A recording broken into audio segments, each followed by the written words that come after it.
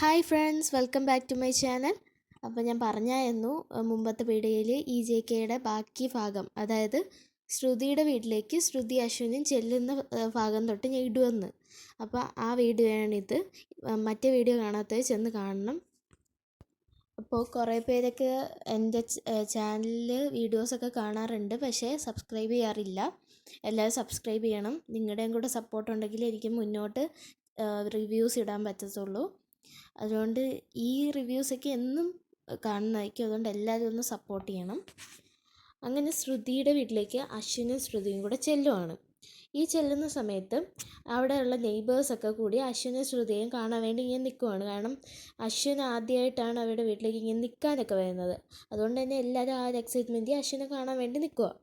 ഈ അശ്വിൻ വന്നിറങ്ങുമ്പോഴത്തേക്ക് അശ്വിൻ്റെ കാർ ഇടാനുള്ള സൗകര്യമൊന്നും ശ്രുതിയുടെ വീട്ടിൽ കാണില്ല.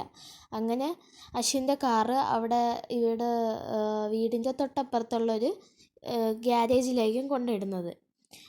അത് കഴിഞ്ഞ് പിന്നെ ഇവർ രണ്ടുപേരും കൂടെ ചെല്ലുന്ന സമയത്ത് വീട്ടിൻ്റെ മുന്നിൽ ഫുള്ള് അമ്മായി രംഗോളി വരച്ചിട്ടേക്കുമായിരിക്കും. അതായത് കുറച്ചൊന്നുമല്ല, ഫുൾ ആ ഒരു കയറുന്ന ആ ഒരു സ്ഥലം ഫുള്ള് രംഗോളി വരച്ചിട്ടേക്കുമായിരിക്കും. അപ്പോൾ അശ്വിനാണെങ്കിൽ ഇത് കണ്ടിട്ട് ഒട്ടും ഇഷ്ടപ്പെടുന്ന ഒന്നത് അശ്വിന് ഇഷ്ടമേ അല്ല ഈ വീട്ടിലോട്ട് വരാൻ. അപ്പോൾ ആ ഒരു ഇതൊക്കെ ഉള്ളതുകൊണ്ട് അശ്വിൻ അതങ്ങോട്ട് പിടിക്കുന്നില്ല. ശ്രുതിയാണെങ്കിൽ എന്നിട്ട് ഈ രംഗോളി ഇടാത്ത ഭാഗത്തൂടെയൊക്കെ ചാടി വീട്ടിൻ്റെ മുന്നിൽ എത്തിയിട്ട് അശ്വിനോട് പറയും ഈ രീതിയിൽ വീടിൻ്റെ മുന്നിലെത്താൻ. പക്ഷേ അശ്വിന് അതൊന്നും അത്രയ്ക്ക് പറ്റുന്നില്ല. അതുകൊണ്ട് തന്നെ അശ്വിൻ ഇടയ്ക്ക് വീഴാൻ പോകുമ്പോൾ ശ്രുതി കൈ കയറി പിടിച്ച് വലിച്ചൊക്കെ എങ്ങനെയൊക്കെയോ അശ്വിനെ വീടിൻ്റെ മുന്നിലേക്ക് കൊണ്ടുവരുന്നുണ്ട്. അതിനുശേഷം അമ്മായിയും അമ്മയും കൂടി ഇവർ വന്ന് അറിഞ്ഞ് കഥ തുറക്കും. അപ്പോൾ അമ്മയും നല്ല സന്തോഷത്തിലായിരിക്കും. ശ്രുതിക്കും ഭയങ്കര സന്തോഷമായിരിക്കും. പക്ഷെ അശ്വിന് പ്രത്യേകിച്ച് സന്തോഷം ഇല്ലെങ്കിലും അശ്വിൻ ഇവരുടെ മുന്നിൽ അഭിനയിക്കുന്നുണ്ട് കേട്ടോ. അതായത് അശ്വിൻ്റെ റിയൽ സ്വഭാവമല്ല ഈ വീട്ടിൽ വരുമ്പോൾ അശ്വിൻ കുറച്ചൊക്കെ ആ വീടുമായിട്ട് ഇണങ്ങാൻ ശ്രമിക്കുന്നുണ്ട്. അതുകൊണ്ട് തന്നെ അവരുടെ മുന്നേ അശ്വിൻ മനസ്സോടെ വന്ന പോലെ നല്ല സന്തോഷത്തോടു കൂടിയൊക്കെ തന്നെയായിരിക്കും പെരുമാറുന്നത്.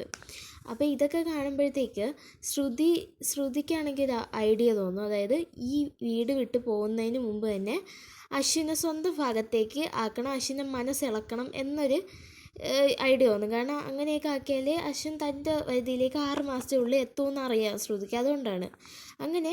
ഇതൊക്കെ കഴിഞ്ഞ് അടുത്ത ദിവസമാണ് പിന്നീട് കാണിക്കുന്നത്. അടുത്ത ദിവസം നമ്മുടെ അശ്വിൻ കുളിക്കാൻ വേണ്ടി പോവുമായിരിക്കും. അപ്പോൾ കുളിക്കാൻ പോകുന്ന സമയത്ത് ശ്രുതി മനഃപൂർവ്വം ടാപ്പല്ല മെയിൻ പൈപ്പ് അങ്ങ് ഓഫ് ചെയ്യും. അങ്ങനെ ബാത്റൂമിലെ വെള്ളമൊക്കെ തീരും. അങ്ങനെ അശ്വിൻ ഇതൊന്നും അറിയാതെ ശ്രുതി വിളിച്ചിട്ട് പറയുന്നുണ്ട് വെള്ളം വരുന്നില്ല എന്ന് പറയുന്നുണ്ട്. അപ്പോൾ ശ്രുതി എന്ത് ചെയ്യും, അശ്വിനോട് പറയും ഇവിടെ അടുത്ത് ഒരു പൈപ്പുണ്ട്, ആ പൈപ്പിൽ വെള്ളം കാണുമെന്ന് പറയും. അത് സത്യം പറഞ്ഞാൽ ശ്രുതിയുടെ പ്ലാനാണ്. അങ്ങനെ പാവം അശ്വിനെ കൊണ്ടുപോയതിന് ശേഷം നമ്മുടെ അശ്വിൻ വിചാരിക്കുന്നതെന്ന് പറഞ്ഞാൽ ഇവിടെ അടുത്തൊരു ബാത്റൂം ഉണ്ട് ഈ വീട്ടിൽ തന്നെ, അത് പുറത്താണ്, ആ ബാത്റൂമിലേക്കാണ് ഇവൾ അശ്വിനെ കൊണ്ടുപോകുന്നതെന്ന്. പക്ഷേ ശ്രുതി ഉദ്ദേശിച്ചതെന്ന് പറഞ്ഞാൽ ഒരു പഞ്ചായത്ത് പൈപ്പുണ്ട് അവിടെയാണ് അശ്വിനെ കൊണ്ടുപോകാൻ വേണ്ടി ശ്രുതി ഉദ്ദേശിക്കുന്നത്. പക്ഷെ അത് അശ്വിൻ അറിയില്ല. അപ്പോൾ അശ്വിൻ ശ്രുതിയുടെ കൂടെ പോകുന്നുണ്ട്. അവിടെ പോയിട്ട് അശ്വിൻ മുഖമൊക്കെ കഴുകി കുളിച്ചതിൻ്റെ ബാക്കി പൂർത്തിയാക്കുവാണ് കുളിക്കുന്നത്.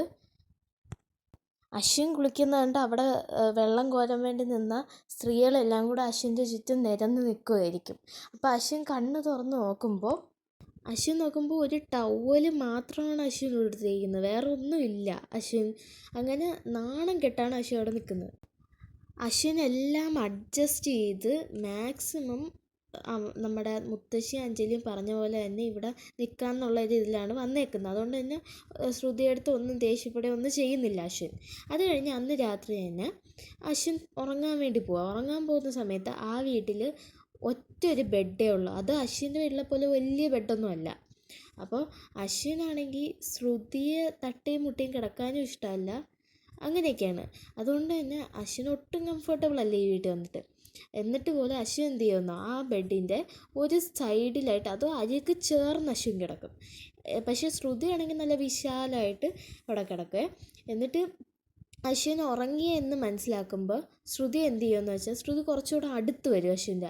അടുത്ത് വന്നിട്ട് അത് സത്യം പറഞ്ഞാൽ ബോധത്തോടെയാണ് ശ്രുതി അടുത്ത് വന്ന് കിടക്കുന്നത്. പക്ഷെ കുറേ കഴിഞ്ഞ് ശ്രുതി ഉറങ്ങിപ്പോകുന്ന സമയത്ത് അറിയാതെ അശ്വിനെ ശ്രുതി അങ്ങ് ചവിട്ടുമ്പോൾ അശ്വിൻ നേരെ കറങ്ങി ബെഡിൽ നിന്ന് താഴെ വന്ന് വീഴും. അങ്ങനെ അശ്വിനാണെങ്കിൽ ദേഷ്യം, അതിലുപരി ശ്രുതിയെ കൊല്ലാൻ വരെയുള്ള ദേഷ്യം അശ്വിൻ തോന്നി. എന്നാലും അശ്വിൻ മനസ്സ് വിചാരിക്കും ഇവളെന്നെ ഉറങ്ങാനും സമ്മതിക്കില്ലല്ലോ ദൈവമേ എന്ന് പറഞ്ഞ് അവിടെ എങ്ങനെയൊക്കെയോ ആ രാത്രി കഴിച്ചു കൂട്ടും. അത് കഴിഞ്ഞ് രാവിലെ അശ്വിനാണെങ്കിൽ ജോഗിങ്ങിനും പുഷപ്പിനൊക്കെ ആയിട്ട് പോകുന്ന സമയത്ത് നമ്മുടെ അമ്മയ്ക്ക് ഇതൊക്കെ കാണുമ്പോൾ വളരെ ഒരു പ്രൗഡായിരിക്കും. പക്ഷേ ശ്രുതി എന്തെന്ന് പറഞ്ഞാൽ അശ്വിനെയും കൊണ്ട് റോട്ടിലേക്ക് പോകും. റോട്ടിൽ പോയിട്ട് അശ്വിനെക്കുറിച്ച് എല്ലാവരുടെ മുന്നിൽ പൊക്കി അടിച്ചിട്ട് അശ്വിനെ കൊണ്ട് പുഷപ്പ് എടുപ്പിക്കും ആൾക്കാരുടെ മുന്നിൽ വെച്ച്. അങ്ങനെയൊക്കെ ഒരു സീൻ വരുന്നുണ്ട്. പിന്നെ കാണിക്കുന്നതെന്ന് പറഞ്ഞാൽ രാവിലെ അശ്വിൻ ബ്രേക്ക്ഫാസ്റ്റ് കഴിക്കാതിരിക്കുന്ന സമയത്ത് അമ്മയും നോക്കുമ്പോൾ അശ്വിൻ ഭയങ്കര പതുക്കെയാണ് ബ്രേക്ക്ഫാസ്റ്റ് കഴിക്കുന്നത്. ഒന്നാമത്തെ കാര്യം അശ്വിൻ്റെ ആ ഒരു രീതിയിലല്ല ഇവിടെ ഫുഡൊന്നും ഉണ്ടാക്കുന്നത്. കാരണം അശ്വിൻ്റെ വീട്ടിൽ നെയ്യ് വെച്ചൊക്കെയല്ലേ ഫുഡ് ഉണ്ടാക്കുന്നത്. പക്ഷേ ഇവിടെ ഓയിലൊക്കെ വെച്ചാണ് ഫുഡ് ഉണ്ടാക്കുന്നത്. അതുകൊണ്ട് തന്നെ അശ്വിൻ അങ്ങോട്ട് പിടിക്കുന്നില്ല ഫുഡൊന്നും. അതുകൊണ്ട് തന്നെ അശ്വിൻ വളരെ പതുക്കെയാണ് കഴിക്കുന്നത്. ആ സമയത്ത് അമ്മയും ഇങ്ങനെ പറയും, മോനെ കുറച്ചുകൂടെ സ്പീഡ് കഴിക്കുമെന്ന് പറയുന്ന സമയത്ത് നമ്മുടെ ശ്രുതി എന്ത് ചെയ്യുമെന്ന് വെച്ചാൽ ഒരു വലിയ ഉരുളയെടുത്ത് അശ്വിൻ്റെ വായിലേക്ക് തള്ളി അങ്ങ് വയ്ക്കും. ആ സമയത്ത് അശ്വിനാണെങ്കിൽ ഒന്നും പറയാനും പറ്റില്ല, അത് തുപ്പാനും ഇറക്കാനും വയ്യാത്ത അവസ്ഥയിലാവും അശ്വിൻ. സത്യം പറഞ്ഞാൽ അശ്വിൻ്റെ കാര്യം കഷ്ടമാണ്. എന്നിട്ട് പോലും അശ്വിൻ എങ്ങനെയെങ്കിലുമൊക്കെ അവിടെ സഹിച്ച് ക്ഷമിച്ച് നിൽക്കും. ഈ സമയത്തൊക്കെ അശ്വിൻ ആക്ട് ചെയ്യുമായിരുന്നു എങ്കിലും പിന്നീട്, അതായത് ഈ ഒരാഴ്ച കഴിയുമ്പോൾ അശ്വിൻ അവരുമായിട്ടൊക്കെ മിങ്കിളാവും. സത്യത്തിൽ മിങ്കിളായിട്ട് പിന്നെ അവരുടെ ആ ഒരു വൈബിൽ അശ്വിൻ ആവുന്നുണ്ട്. എന്നിട്ട് പിന്നീട് ഇനി വരുന്നതെന്ന് പറഞ്ഞാൽ നമ്മുടെ ഈ ശ്യാം ഇവർ വീട്ടിൽ നിന്ന് പോകുന്ന സമയത്ത് ഇവർ പോകുമ്പോൾ എന്തൊക്കെയായിരിക്കും അവിടെ സംഭവിക്കുക എന്നൊരു ഉത്കണ്ഠ ശ്യാമിൻ്റെ ഉള്ളിലുണ്ട്. ഇവരിനി ഒന്നാവുമോ എന്നൊക്കെ കുറേ ഉത്കണ്ഠകളുണ്ടെങ്കിലും സത്യത്തിൽ അവിടെ ഒരാഴ്ച ഇവർ നിന്നതിന് ശേഷം പിന്നീട് ഇവർ തമ്മിൽ മനസ്സുകൊണ്ടും ഒന്നിച്ച് ഒരു പുതിയ മനുഷ്യരായിരിക്കും ശ്രുതി അശ്വിനും. പിന്നീട് ഇവർ തമ്മിൽ വഴക്കമൊന്നും ഉണ്ടാവില്ല. ഇവർ ഭയങ്കര ഒരുമിച്ച് നല്ലൊരു ഇതായിട്ടായിരിക്കും ആ വീട്ടിൽ നിന്ന് ഇറങ്ങുന്നത്. പിന്നീട് ഇതിൻ്റെ ഇടയ്ക്ക് ഒരിക്കൽ ശ്രുതിയെ രക്ഷിക്കുന്നൊക്കെ ഉണ്ട് കേട്ടോ അശ്വിൻ. ഇത്രയും അശ്വിന് ഇങ്ങനെ കഷ്ടപ്പെടുത്തിയെങ്കിലും ശ്രുതിക്കൊരു അപകടം വന്നപ്പോൾ അശ്വിൻ രക്ഷിക്കുന്നുണ്ട് ഇതിൽ. അതൊക്കെ ഇനി അടുത്ത റിവ്യൂവിലായിട്ടൊക്കെ ഞാൻ പറയുന്നതായിരിക്കും. അപ്പോൾ ഇത്രയേ ഉള്ളൂ ഈ ഒരാഴ്ച. എന്തായാലും ഈ ഒരാഴ്ച കഴിയുമ്പോൾ ഇവർ കംപ്ലീറ്റ്ലി ഒന്നാവും. ഇനി ഇവർ തമ്മിൽ ഒരു വഴക്കമൊന്നും ഉണ്ടാവില്ല മുന്നോട്ട്. അപ്പോൾ ഇത്രയേ ഉള്ളൂ റിവ്യൂ. ഇനി റിവ്യൂസായിട്ട് ഞാൻ വരുന്നതായിരിക്കും. അതുവരേക്കും ബൈ.